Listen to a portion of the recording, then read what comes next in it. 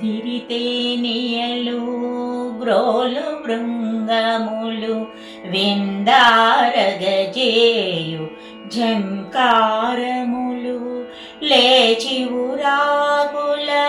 మెసపు కోయిలలు పంచమాస్వరముల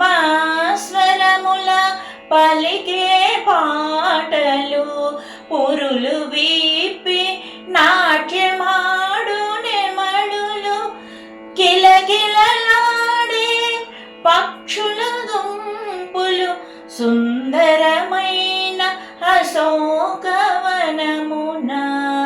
మారుతి వెదకెను సీతను కనుగొన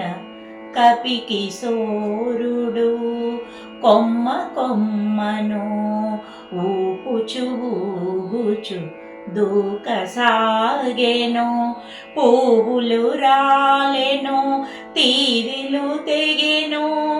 ఆకులు కొమ్మలు నేలపై బడెను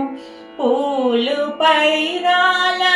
పవన కుమారుడు పుష్పరథము వలె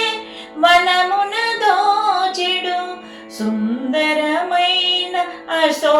అశోకవనమున మారుతి వెదకెను సీతను కనుగొన పూలనిన పూతీవియాలనిన జానకికెంతో మనసౌనని పద్మపాత్రముల